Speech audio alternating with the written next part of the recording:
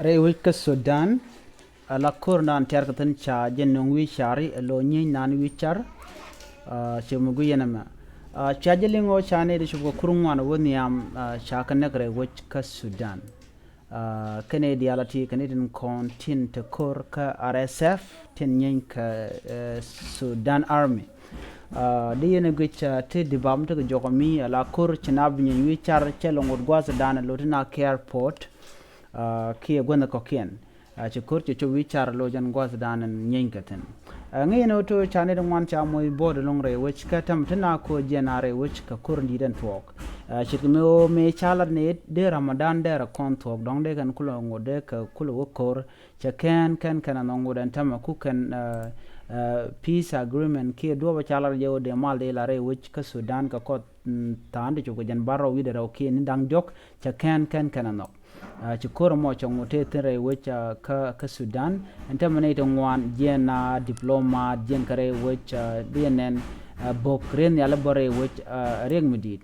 alam bogna bok ne RSF kan neten kontila de ni Sudan ko gorkano de ka wayde kana kap namo chereng medi chejeno long re wichan gwa samo char goro de malam de jalat kan wora shamal cha jalat men kul tan yantene jeno jenare wika Sudan ka jan gwa same ko kor woni jen kam we long chim gu yana mo wode ni wona kan kam beka gono de kokien alo kor medi de long mana le rode na ramajan mamet amdan daglo men nyen kan ramadan en la kwara nyam ke chair ke president dung Sudan namo akel medin mede yana lenka jan gwasame ala kura to ke man lat kare wika Sudan a kura shala power struggle mulo no to nyenkan ko anga mede wede ja control ka jan gwasame ke anga mede wede ja kabana chikorke to gonda tangwan mena Darfur antama ne to ngwana long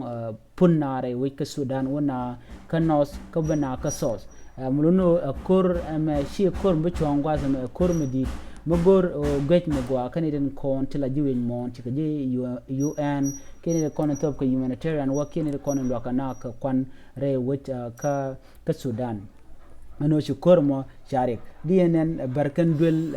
yarkan dul wankan dul ka Darfur kada ti ka tibaj baje long michirano gide ka ke ko dan le roda an kur me shimbo maltok larje dong dera civil war ke dong de weje ko dong dera kam ne ken de konti la kwar Sudan jet ko an kwar danen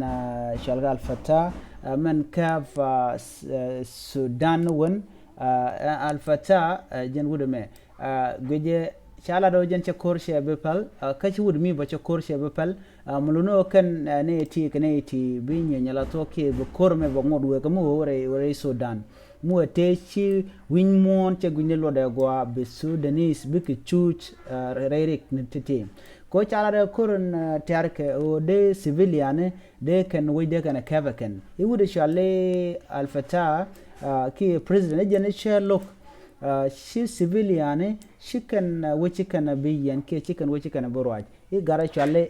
MT e janito namo rek bi civilian bo wujbe kana kaf kala dio an gara me chale MT wajen kuma gulu gori je wudin shalke Al Bashir ko kana waka nasti la tikel medan Al Bashir ka gwade dan ename kel mishagujo dong de rajere ga dana tok re which ka Sudan kendi dial tok ti di yana gujo to ko munu tok mun lat ka rodiana kore tok wi char ke nyi na wi char ke jan gwas mere which ka Sudan kirune ndo ngwana tama shika pot bats na una win to goal ko punare which ka Sudan watana do ga jizera watana do ka Nile River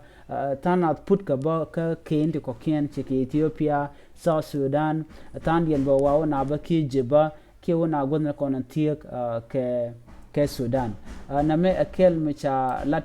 den go civilian ka jenden man godana punaten malare ga long ka jan gosre wi Sudan wache tel yo teden na potkeke den go enyok tele jas lo chardial cha ban pen den go tede ga cha wang ke kwak desh ni ti shawang ka kwi ko dana tok re which ke Sudan ke jan gwasame jan mandande ni lat ke de yana lenga jan gwasame ko kwi manan tore wika Sudan mi jiram jidit gore jen be subscribe ko gore jen be nyokani de ko ken biata kamal